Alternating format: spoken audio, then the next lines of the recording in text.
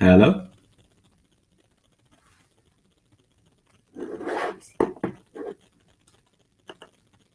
Can you let me know if you can hear me and see me all right?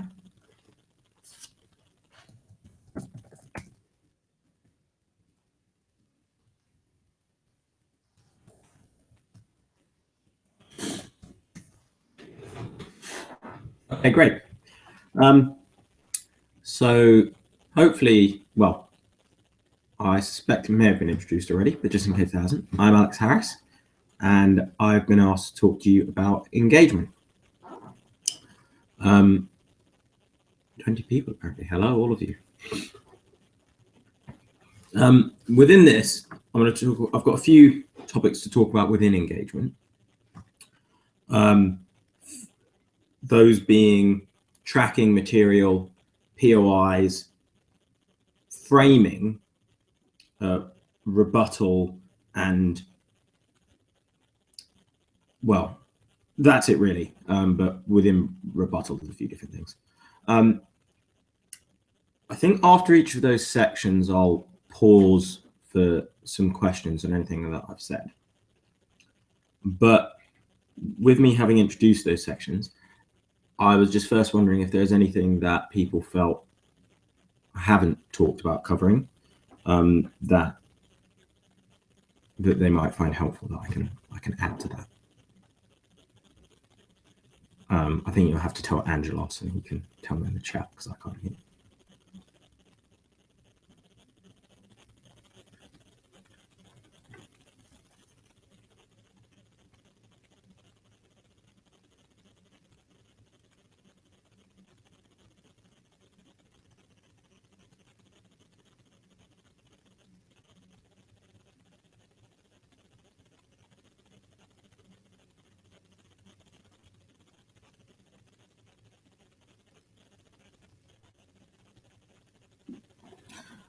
All right then. There being nothing, you can let me know if you think of anything as we move on. So the first thing is tracking material. So, oh, hang on, Angelos is typing. Angelos has stopped typing. Never mind. So the first thing is tracking material, because obviously if you want to engage with other people's arguments, you need to know what those arguments are. Let me actually just say at this point, some of the stuff that I'm going to say might be pitched a bit low. I don't know. I'm just going to run through things that I do and I find helpful. Some of them might be a bit basic. Hopefully some of them might be at least something for you to think about and may even be useful for you. Who knows? That said, in terms of tracking material, I think a lot of people struggle with like exactly how to write their notes to like keep track of other people's arguments and find themselves missing things. I don't think there's any right way to write out your notes. Nowadays I don't have a particularly structured way of keeping track of other people's arguments. I used to do things like split a page in 4 and write things for each team. I think a few important tips on this are for however much you feel might be important to write, and that might end up being a lot, I would always try to make sure that you can summarize each speech that happens in a short sentence. So like in no more than like 8 to 10 words. Ultimately, what is it that they've said? Because if each speech that you've got written down is like 100 different separate ideas, it's going to be very difficult to actually respond to and engage with all of those different ideas. But normally, even though people say a lot of different things in their speeches, they ultimately boil down to just 1 or 2 things. Similar to that, something that I find very useful is taking a different colored pen. So for me, it's red. I do most of my notes in black, get a red pen, and I just put stars next to the things that are going to be important, things that I think are going to need responses. And that way, when I later glance at the page, I can look at all of the red stars And when I get to the point where I'm planning what I'm going to say in my speech, I can cross out or circle and cross out the red stars that I think I've now dealt with, or I plan to deal with. That can be an easy way to keep track. Related to this, if in general, they're not just with tracking arguments, if notes is something that you have trouble with and you think you need to change the way you do, one of the best things that you can do is try doing 1 or 2 debates without using any notes whatsoever. I think that really will highlight to you what you do and don't need notes for.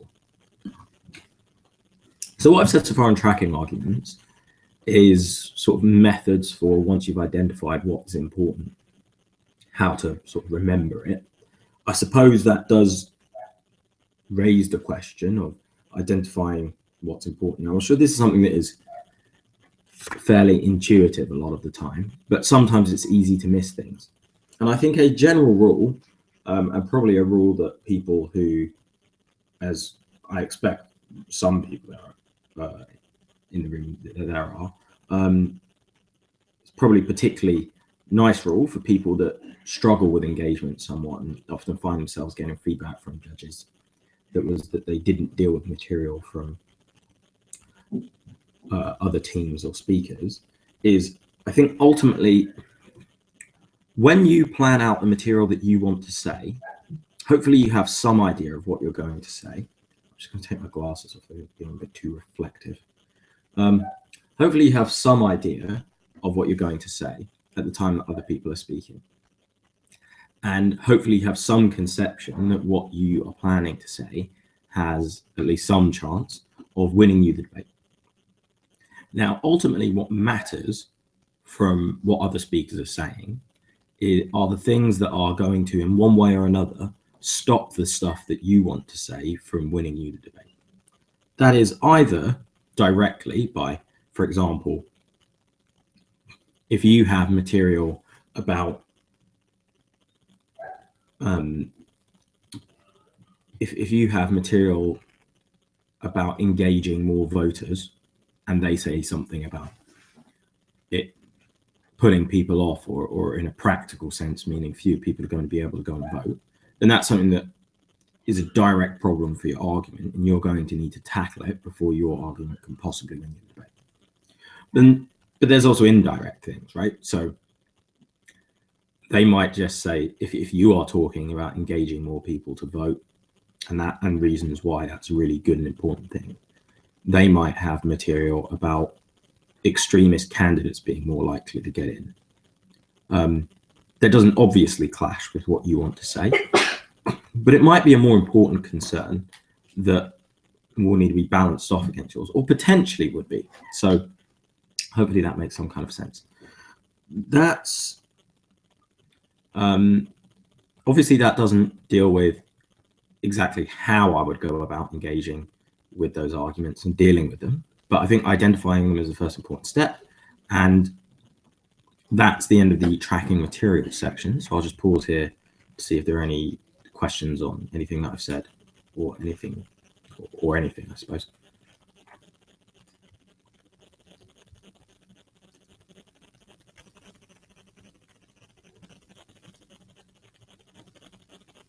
I'm waiting for you, Angelos.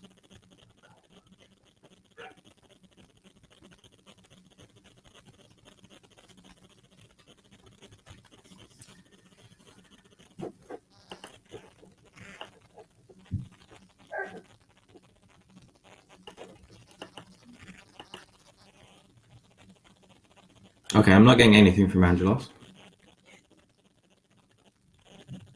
Okay, right. Moving on then. So as I said, the next thing I was going to talk about was POIs.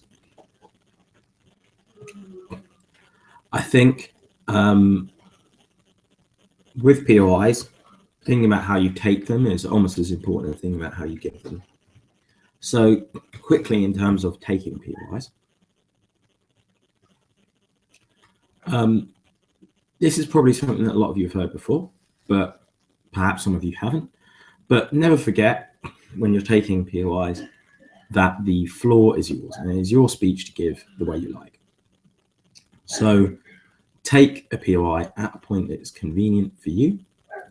Take a POI when you're coming to the end of an idea. Take a POI when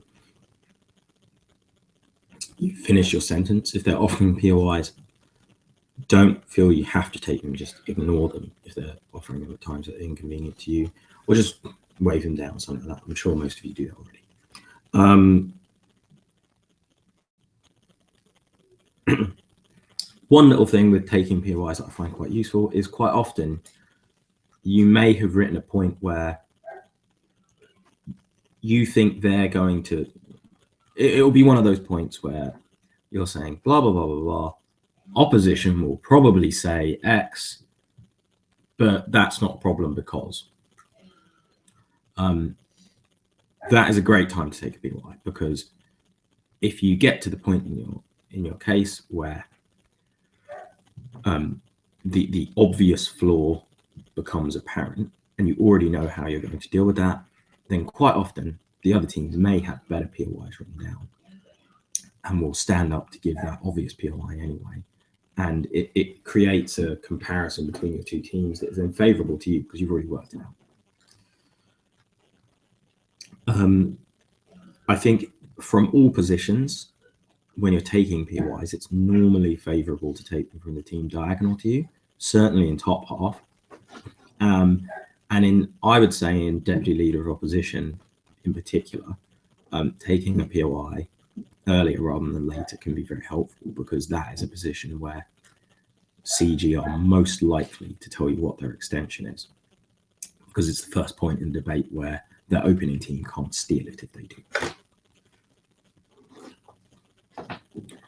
In bottom half, I would say as a general rule, taking the team diagonal from you is better, because it's better to, ultimately that's about making the judges believe that you've given them a fair shot. In keeping with that, it might be useful to try and take POIs earlier so that they have a fair shot, but as little a shot as possible. I would qualify that a little bit with, if you are, for example, closing up, especially if you're the whip speaker, neither Gov team gets a speech after yours. And if CG are particularly stronger than OG, it probably looks better to take them from CG instead. In terms of giving POIs, and I think this is some of the more interesting stuff on POIs, when you're in top half, it will be the case that most of the POIs that you give are after you've finished speaking. And bear in mind, I think in all cases, POIs are just about making the material you've said in your speech win. I don't think bringing up something new in a POI is ever likely to win a team of debate. Certainly not if it's new substantive material. A new response, perhaps, but even then, I wouldn't rate its chances too highly. So when you're in top half, I think one of the best things you can do with POI is make your material relevant again in a way that it might not be. Obviously, an effective way you can do this is just by saying, we explained the importance of this to minority communities. Could you please respond? Especially if there has been no response and you're now the whip speaker saying, can you please be the first speaker on your team on your bench to respond? Can be an effective way to highlight to the judge that hasn't had a response. I think another thing that I find useful is just quite often you will find teams later on in the debate making arguments that you think your arguments should nullify, should just make irrelevant, but they don't seem to be acknowledging that. They seem to have not heard you or something. I think one of my favorite phrases to start a POI with is, as we explained. As we explained, voter turnout is so low that how will you get any of the benefits that you're discussing at the moment? So in that, you're highlighting that you've already given the explanation and that they have that the material you've already given responds to and deals with what they are now saying.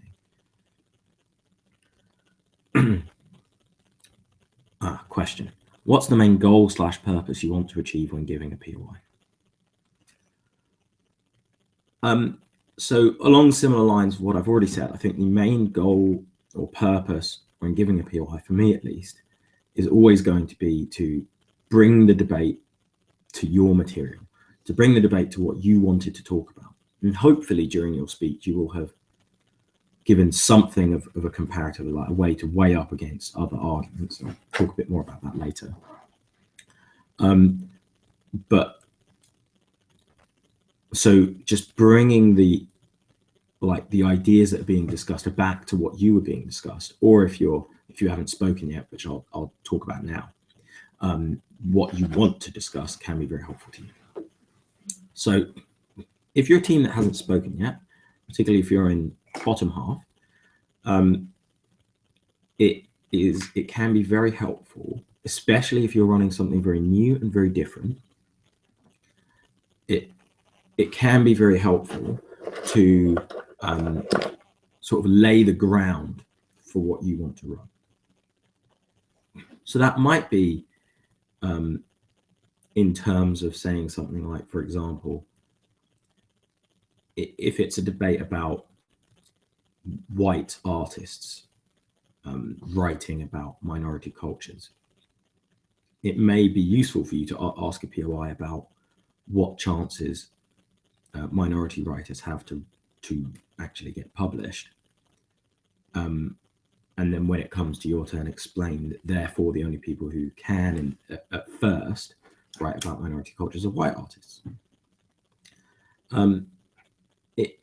I think it can be particularly useful, and as I highlighted earlier, from closing government to be quite open about what your extension is to the deputy leader of opposition. Because if you take the debate in a particularly new direction, one of the biggest criticisms you can get is that the teams earlier than you didn't get a chance to engage in this. Now, if you can put some version of your extension into a POI, then you give some metric for the judges to compare that team against you. And since they haven't actually had that much of a chance to respond, it is hopefully one that you'll be able to use to your advantage. That's also why it is useful to take POIs from those teams, and also why it's useful to take POIs early from those teams. Another question: how do POIs affect judges' decisions? Do they actually matter? So I've been in, I think, 2 debates where I've seen POIs be referred to as things that have actively changed the call. I think I've spoken in several hundred debates, so that's really quite a low number. However, so I don't think it is often that a POI explicitly and consciously changes the call. I mean, it can happen, so it's worth trying, but it is rare. I think what they're much more useful for is building into the judging that's already happened. So I think it's worth, like, a POI is 15 seconds. I think a POI doesn't count any more than any other 15 seconds in your speech. And I don't think there's an overall consensus about, in an official way, how much they count. I think generally they're not, like, new material in a POI isn't really counted. And I certainly wouldn't rely on it. But I think they can be useful for, quite often you might find yourself in a debate where you think things, like, if you're a team in opening government and you think things are, like, just moving away from what you think actually matters in a debate. Like, it's a debate about enforcing environmental standards on companies, and then the bottom half descends into what the rights of companies are, and you thought it was all about what actually achieves better outcomes for the environment. Like, drawing the judge's attention to things, drawing the judge's attention to the fact that there had been a different, and to your mind, better debate in the top half can be a very effective use of a POI. And I think when you're thinking about writing POIs, just think that judges aren't robots and they will miss things, and they may have missed something that you view as important. So if there is anything that you view as important that you think has been ignored in the debate, that is a really useful thing that POI can do, even if it, in an official sense, you're not bringing up anything new, and it shouldn't change the call. It can change the focus of judges, particularly bad ones. Another question: when laying the ground as bottom half, aren't you afraid of spoiling your argument through your POI and then opening half takes it for themselves? Well, yes. So you do have to be careful when doing that.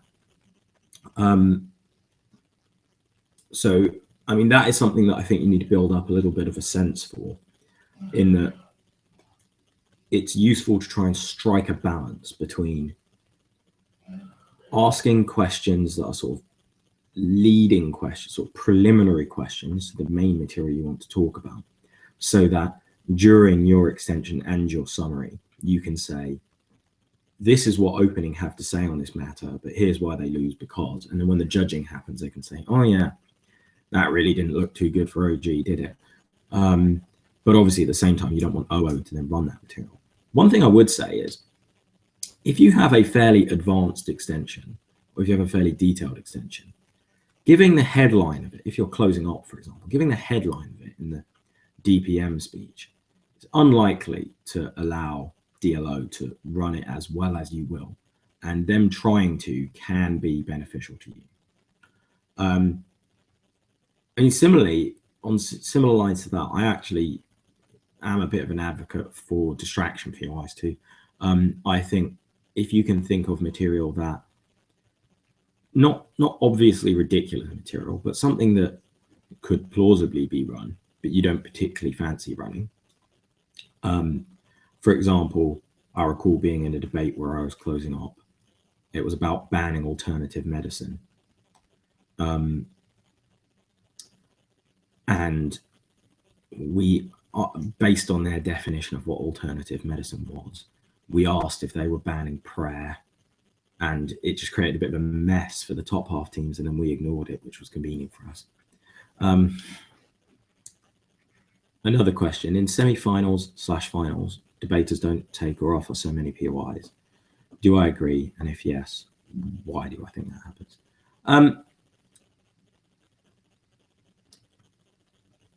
I'm not sure how far I would agree. I think people probably, certainly people would tend not to take more than one POI in a speech, and some people try and get away with fewer. I think sometimes there's an idea that when you're in an out round, judges are less likely to call you out for that sort of thing. But I'm not sure that's true. I certainly wouldn't be less likely to call someone out for an out round when I'm judging. And I would say that's an unnecessary risk to take.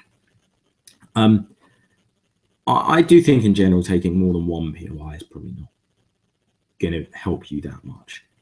One extra at most, I would say. But I wouldn't pay too much attention to the idea that people don't take as many. I think sometimes people might offer fewer if they don't think they have anything useful to say. And there's less need to try and make it look like you're offering as many. But in general, I don't think there's that much of a difference, or I wouldn't overemphasize the difference. If there are no further questions on POIs, I'll move on to chatting about framing. But I'll just wait a moment to check if there are no further.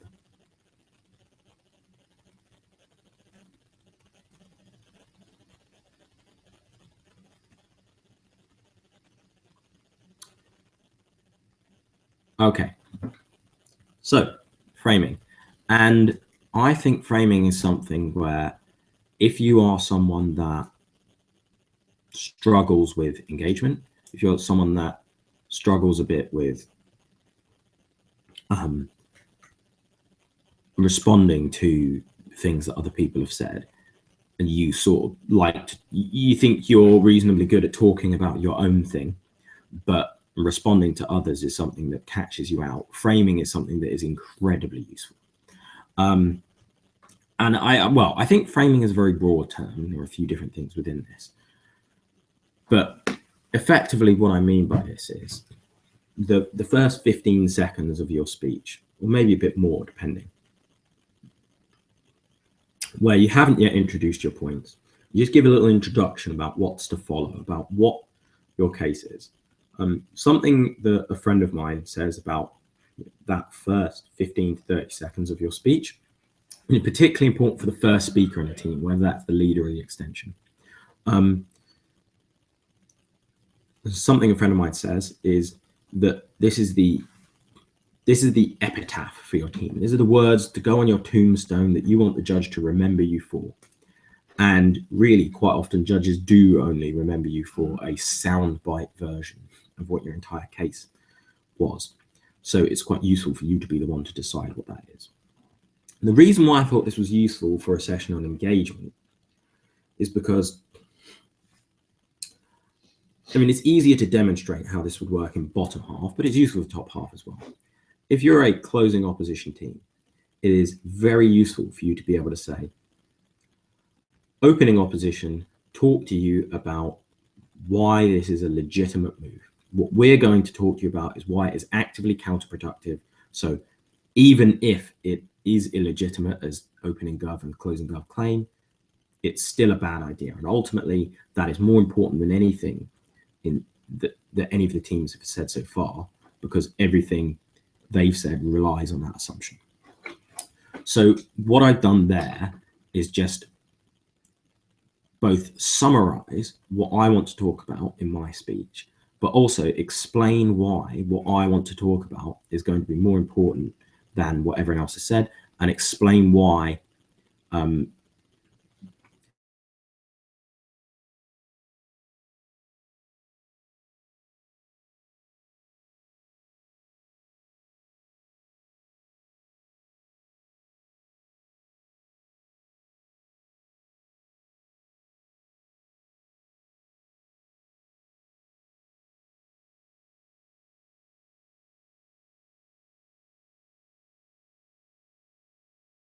why. Oh, I think I'm back. Can you hear me all right, Angelos?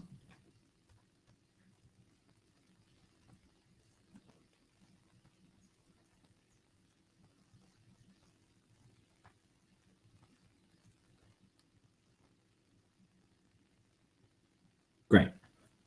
Okay. Did you miss anything?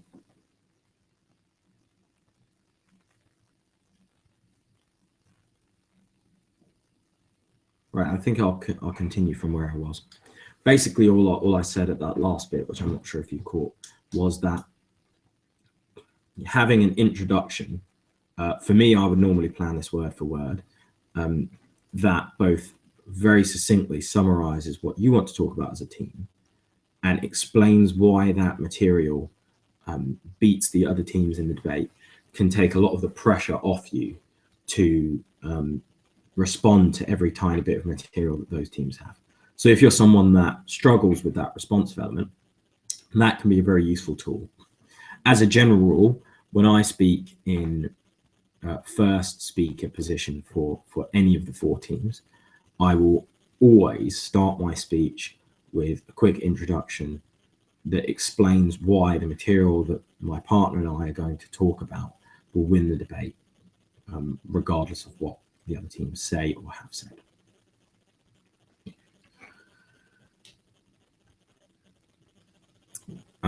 Are there any questions on that?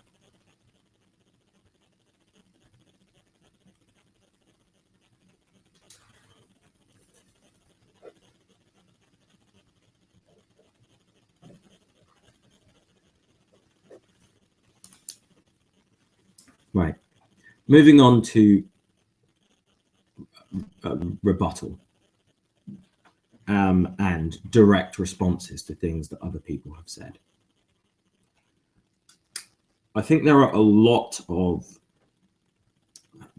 different methods of doing this. Most obvious one is rebuttal at the beginning, or for some people at the end of their speech, that is just extraneous points of rebuttal.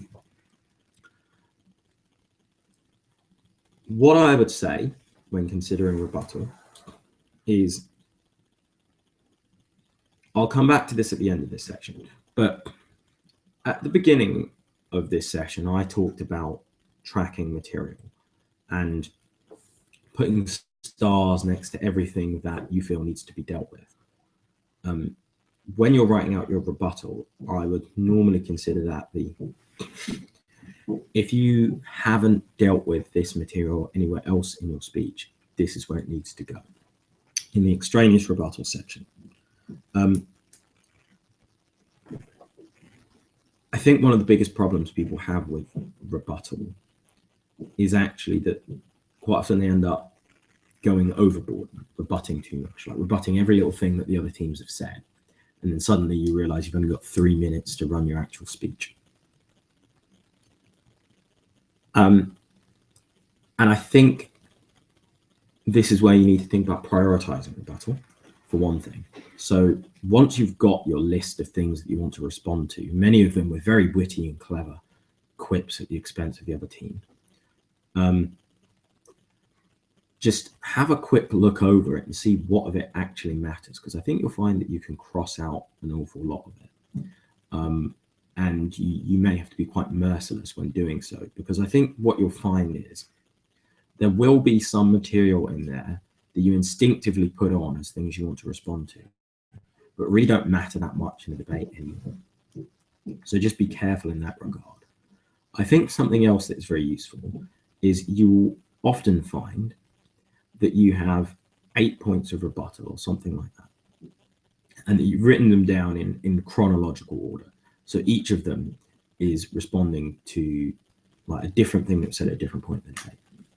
What you might find is that when you actually look over those things all together, that several of them respond along similar lines. And where that's the case, it can be useful to try and cluster that rebuttal and say, they made several claims that effectively boil down to schools being too low performance to be able to deliver correct pastoral care or educational opportunities to poorer children. We think all of these problems can be solved by increasing the amount of funding to schools, and that is something we're happy to do. That's just something that you can say a lot quicker than responding to 3 separate ideas with "and will increase funding to schools." Related to that, I think something that is another, I think more of a timekeeping than responding to problem for a lot of people, is that you find yourself doing a lot of detailed responses during your extraneous rebuttal section. And when you get to the substantive elements of your speech, you realize you're actually repeating a lot of what you've already said in rebuttal. Because you've planned out the flow of it, it's difficult to cut it out, and you waste a lot of time. That is the rationale on which a lot of people, not a lot of people, it's very rare in Europe actually, but in Australia, for example, it's very common to do your extraneous rebuttal at the end of your speech rather than at the beginning. And the logic for that being, you will then naturally cut out the things that don't need to be in your rebuttal, which you won't do if you put your rebuttal at the start. That's not something I personally do, but a lot of you might find that useful. One thing that my response to that problem is to attempt to better integrate rebuttal. This is particularly useful for summary speeches. Obviously, that's almost entirely what summary speech is. And it's also useful for, I think, deputy speeches.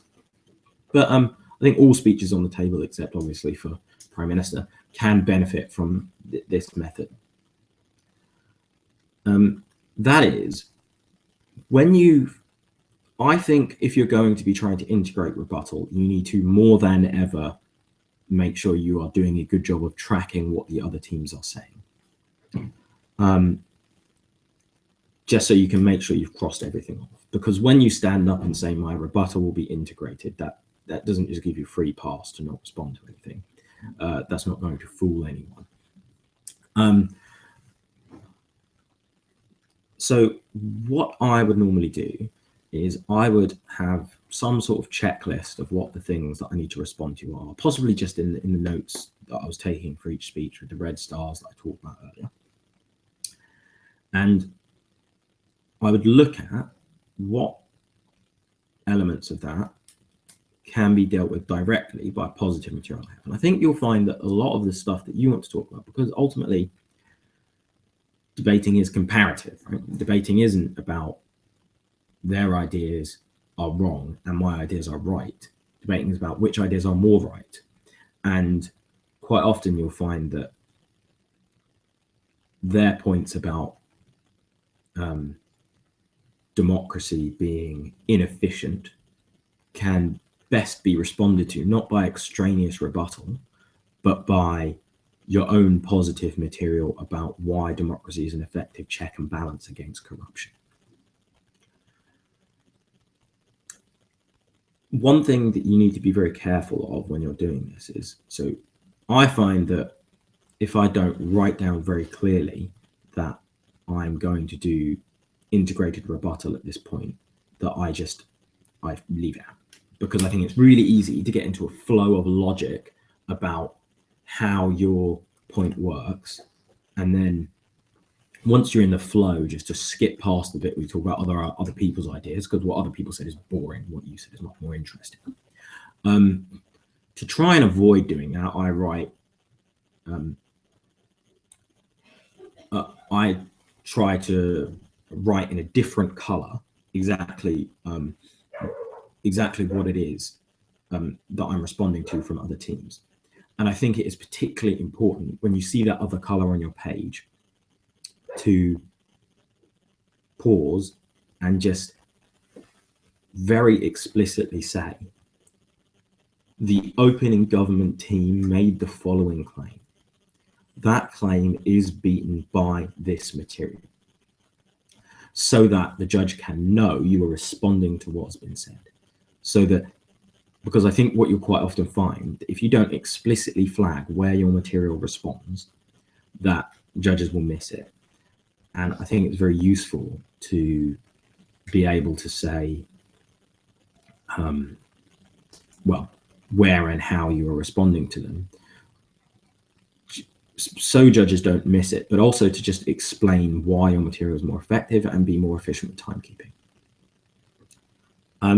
So a question at this point is, when you're a closing team and the debate has already gone towards a rather stupid direction, should you engage with that at all? As a general rule, I'd say no, but I don't think, I think you probably shouldn't ignore things in debates without explaining why you're ignoring them. And this is something that I think it can go a long way in debates, to just be honest and upfront and explicit about why you're doing what you're doing. So if a team has talked about material that you just don't think is relevant, don't waste too much time on it, but have a quick have like 10 seconds just explaining why you don't think that's relevant. And be careful here, because what you don't want to do is, I think it can be very tempting to, when you're explaining why someone's irrelevant, just erupt into hilarious ridicule. And while ridicule can be effective and can certainly be fun, it is very easy when you're trying to ridicule someone to miss what they actually are saying. And so I would say it's just, if you're going to be ignoring someone because you think what they've said is stupid, just explain why you think there are problems with what they're saying, and be generous when you're doing so. So make sure you say, like, at best, opening government have explained to you why this is useful for, why this will benefit like rich business owners to get second homes. I don't think that's the most important issue in the debate. I think far more relevant is how this stops tax evasion or something. I would be very careful when doing that, but I as I think the question implies, I would not spend too much time engaging with stupid material, and I would just try and distance yourself from it as quickly as possible, but as fairly as possible. I think talking about this generosity actually quite conveniently brings me on to the next thing I wanted to talk about anyway, which is, so I've talked about responding to things, but quite often you'll be in positions, I mean, roughly half the time, quite often you'll be in positions where there's more emphasis on engaging material that hasn't actually happened yet than material that has. So this is where we get into things like pre-buttle, even though that's not really a word, and sort of predicting what other teams are going to say. This and it can also mean if, for example, you are if, for example, you're in opening op and opening gov aren't very good, but you think closing gov can do the same material but better, it can also mean over responding. So I just want to talk about pre-responses and over responses. In both of these cases, you're going to end up making arguments for other people. You're going to end up taking a version of what the other side meant to say, might say, etc., etc., and then taking that down instead. And I would recommend, when you think a team hasn't been very good, trying to construct the best possible version of their case. One thing I'd add to this that I think doesn't get said as much as really it should is just be honest about the fact that you're doing this. Like, just openly say, the best version I can think of the open gov case is blah, blah, blah. But please note that I'm doing a lot of the substantive work, the analytical work for them here, that I don't think that's what they said, but that's the best version of what they might have said. I think we even beat them at a version that is much better than what they have put. And again, you can be quite explicit about, if you're speaking in deputy leader opposition, for example, you should be quite explicit about saying, this is an idea that hasn't been brought up by Gov yet, but I think closing Gov might bring it up. So just to deal with it before it comes up. And similarly, like, you know, opening Gov might be beneficial for you to say things like that.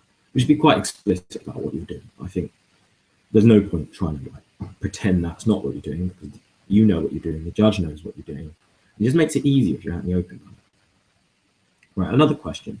How do you identify the big and important claims from the two opposing teams, since usually they make several? I think other questions that I've had do touch on answering this one, which is,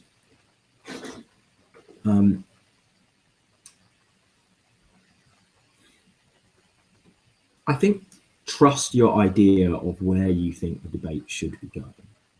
Quite often that can be a difficult question to answer in itself, I suppose.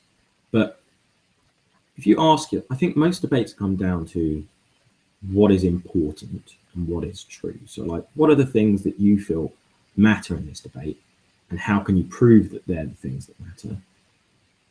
Especially if there are things that are easier for each side to prove. And how do you prove that certain things are true? So, for example, in an environmental debate about forcing regulations on companies, probably the more important things are looking out for the environment. How do you prove different ways that companies are going to react? And as I was trying to explain earlier, I think a useful way to think about what the important claims from other teams are what are the claims that get in the way of your view of the debate, I suppose, your view of what the most important things to say are, and your view of what you want to run and what you want to win them, what material you want to win the debate with.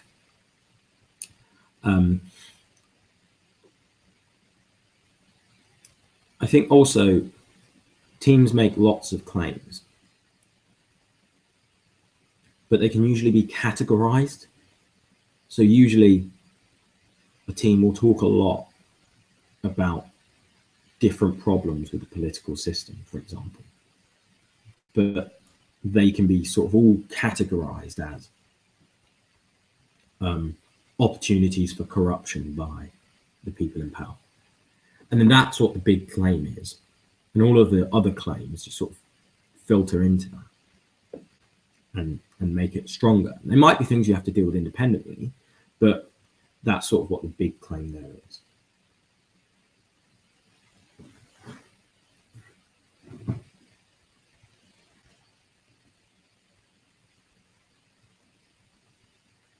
Yeah, sorry, I thought Angelos was typing. Okay, are there any further questions on anything that I've said or anything related to it?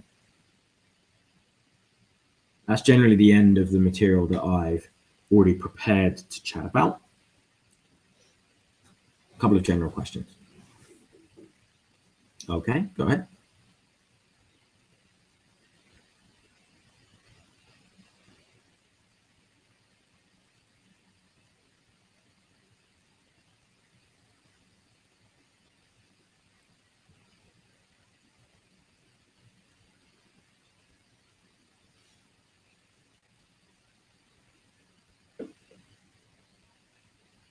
What advantages do you have as opening guard? How did the judges judge it? Because OG have some limitations in that argument, because they also have to define it.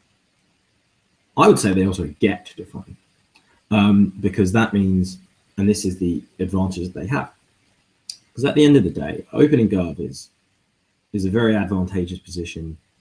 I mean, it has its limits because you don't know what the other teams are going to say and they have a lot more time to respond to you. However, you have a lot of advantages because you know what the debate is going to be, and you get to define it in a way that's convenient for you. And on that, I would just say, I mean, as a general rule, I would only start committing to like certain mechanisms, certain definitions, like about 8 to 10 minutes into prep time, once you already know what the material you want to run is, because then you can make them more convenient for what you want to say. But if you say all the material on your side and you say it reasonably well, then that doesn't leave closing with a lot of space to go down, and that leaves opposition with a lot to respond to. And one thing I think people panic about opening gov because they think, oh no, I'm missing something. There's some great response that I haven't thought of. There's some great gov material that I haven't thought of and closing are going to take. And because I'm missing things, I'm going to lose. And I think the real truth there is that you probably are missing things. But the fact that you're missing things doesn't mean you're going to lose. And what I say is just think of everything that you can, and then don't put pressure on yourself to think of more. Just stop and think, how do we make what we've already thought of as good as possible? Because there's quite a good chance, especially if you then match your definition to the material you thought of, there's quite a good chance that at least one team will not really get what you're saying. One team will sort of not respond to everything. If you say enough of the material that you think is the obvious stuff and you say it well, you don't leave a closing gov with much, so you'll be good in that respect. And yeah, I think those are the advantages of opening gov. I think there's a lot to be said for being able to go first, being able to set the terms of the debate that everyone else then has to argue with. Are there any other questions?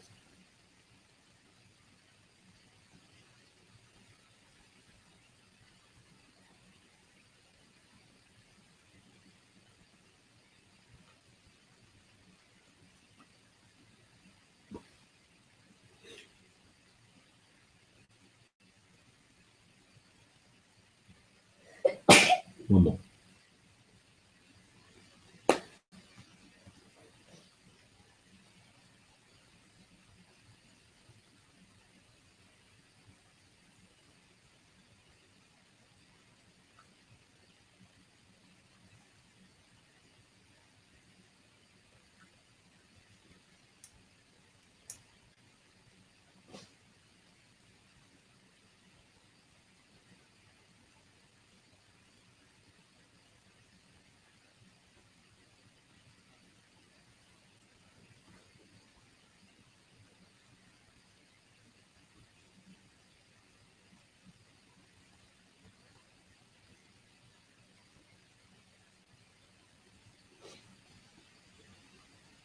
What should you do if you can't think of a good answer to a POI? Oh, I should have spoken about that earlier. Yeah, great question. So the first thing I would say is similar advice that people might have given you about job interviews. If you're asked a question that you don't know the answer to, pause. Don't say anything. Give it a few seconds, because and just trust that the silence that you are allowing to fall does not sound as bad to everyone else as it does to you. And the judges aren't going to write down the few seconds of silence. And by the time they're judging, they're not going to remember it at all. And the next speaker won't remember it by the time they speak either. People might remember if you jump into a response because you're uncomfortable with the silence, and that response is a bit silly and you regret it later. So that is the first piece of advice. Next thing is, I think in a lot of cases, the answer to a POI is nothing new. The answer to a POI is something that you've already said or something you're already planning to say. So I would say, just sort of take a moment to think about what you thought about in prep time, because you probably had an answer to it in prep time, and you can say something like that. I would not jump to it straight away, but if you really, really can't think of anything, it may be worth saying, I'm going to deal with that later in my speech already. I'd be careful with saying that, because if it is actually a good POI, then you're probably not going to get away with not responding to it whatsoever. That does at least give the opportunity to think of it later. And if you're the first speaker and you're in top half and you really want to be a dick about it, you can just say, my partner is already going to be talking about them in their speech. They'll flag it when they do. I mean, I do generally think that any POI you get to the first speaker on a team in top half, the second speaker should be thinking of a better response than the first speaker can give on the spot anyway. So that's probably worth saying. That's my best advice about answering POIs you don't have an answer. Any other questions before I leave?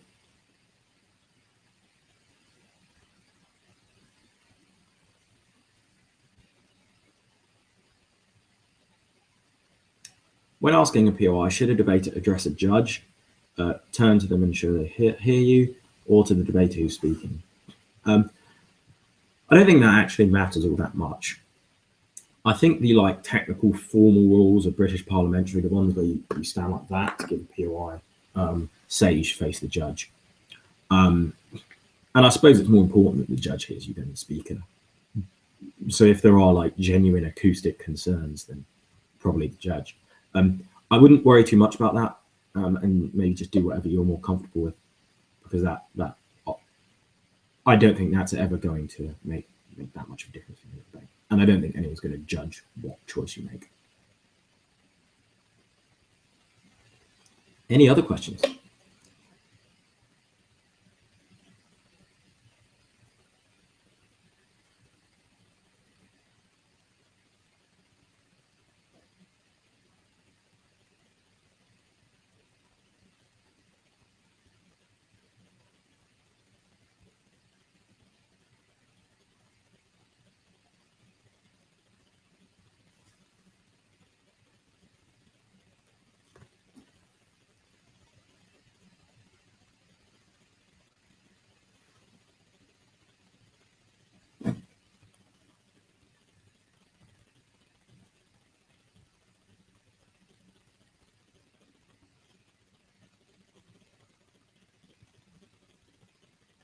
Are there ways to train engagement other than standard 8-person debate?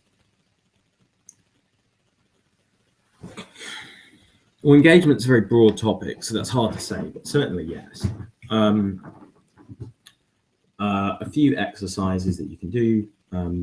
One thing I think is useful that you can do as an individual is just to watch debates online and pause them after each speaker and just think about what you would say to deal with that. And then watch the next speaker in the debate, see how they do deal with it. when you do that, it's probably worth looking up what the call for the debate was afterwards, so you can see who was effective and who wasn't. As for doing it with people, I would say something that can be a useful game to play is like a point-for-point game, where you stand opposite each other and you just need to respond to the point that the person before you said on any given topic, and then just give 1 point for yourself, and you have like a 15 to 30 second limit for each person or something like that. And you can, that is a game that can be extended to include as many people as possible. You can have them all standing opposite each other. There'd be 2 teams. I think it's called an alley debate, something like that. I can't think of any others off the top of my head, but what I'd say is just any kind of training is just about trying to isolate the technique that you're trying to develop. So just anything that involves responding to things is probably just a good bit of practice. And for example, I mean, one thing that I think can be very useful is if there's just like 2 or 3 of you, just giving, have one person give a full speech and have the other person, like with full prep, and have the other person not know what they're going to talk about, not knowing what the motion is until the Prime Minister starts speaking, and then have them give a responsive speech to that. And I think that can be very, very useful, especially in sort of allowing you to experience what it's like to respond to things with your positive material. I will have to go in a second, so I'm happy to take one more question, but I think I'll probably have to be it unless there's any burning things after that. Apparently you have a long one to type, so perhaps that fits well.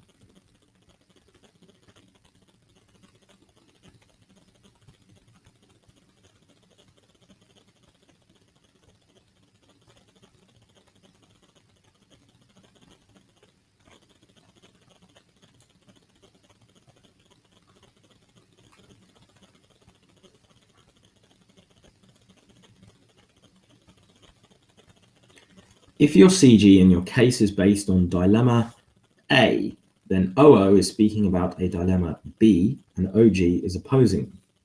As CG, you probably don't want to reveal your case A, but you still want to engage with OO. So if you start to engage with them about dilemma B, will it not make the case of OG stronger? To some degree, yes. And certainly you would want to spend a lot more time on dilemma A than on dilemma B.